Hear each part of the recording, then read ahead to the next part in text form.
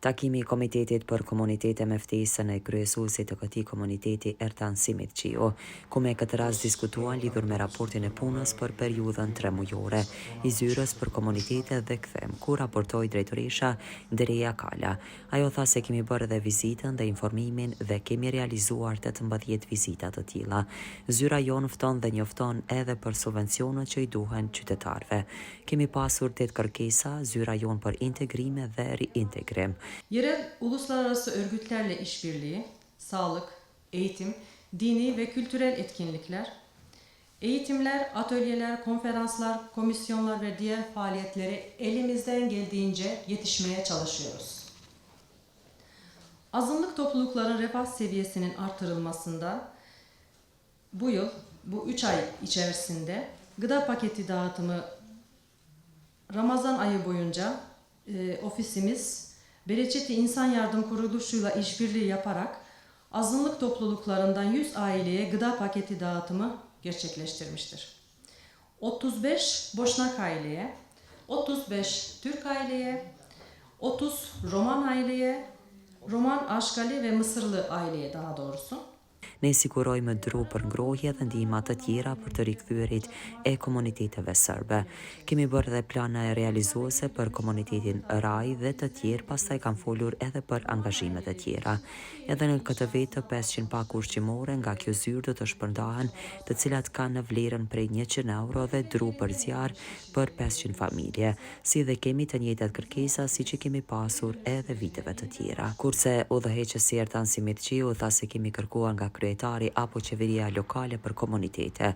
Ne kemi kërkuar një raport lidhur për të punësuarit në komunë, si dhe lidhur me nacionalitetin e të punësuarve, ku sipas tij të punësuarit në komunën e Prizrenit janë gjithsej 3036 persona, nga këta 2518 shqiptar, bosnjak 323, turq 172, rom 19, serb 1, kroat 1, egjiptias 1 dhe pastaj drejtoresha dhe asqarime për të punësuarit. Për vitin 2025 çfarë planifikime kanë, çfarë projekte kanë, pasi që jemi ne si komitet jemi në fund të mandatit, domethënë na përfundon mandati, edhe mirë është të kemi një koordinim në këtë drejtim që në fund të vitit të gjitha komunitetet të cilët marrin ndihmë apo marrin shërbime nga zyra që të ketë një familje barazi, që mos të kemi edhe ne pastaj do një vrejtje apo do një ankesë nga qytetarët. Metre odun, kışlık yakıt odunu geçen yıl olduğu gibi. Ama ancak belki bir ay sonra başvuruları açabiliriz. Çünkü daha yeni o süreci tamamladık. Yani daha milletin başvurma sırası değil, çünkü daha konkuru açamadık, hala o seviyeye gelemedik.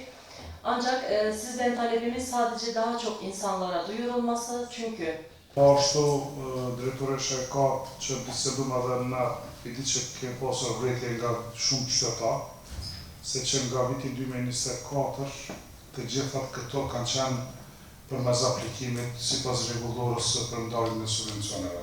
Se më herë ka pasur vetëm një kërkesë, thjesht një letër njoftim, por është bërë ndryshimi I rregullorës, domethënë procedurës edhe tash ne si antar të komitetit I kemi një farë përgjegjësi që të njoftojmë publikisht opinionin qytetarë të cilët do të kenë, inshallah kur kush nuk ka nevojë, por ata të cilët kanë nevojë për ndihmë të aplikojnë edhe të respektojnë rregullat.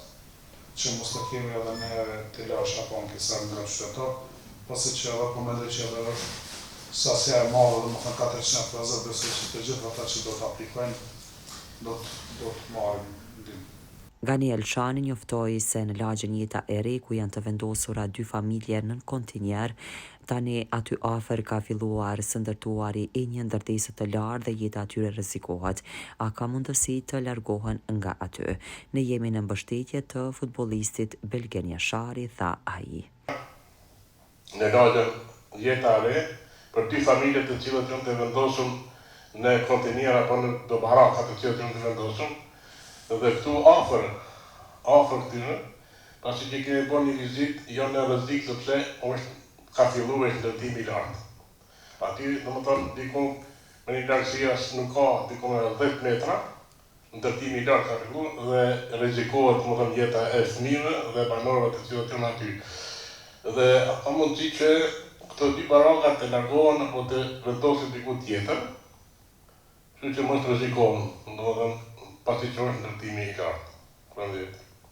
Po ju deklaroj që jemi në mbështetje të futbollistit më i mirë dhe më i fuqishëm në botë, Begi Njashari,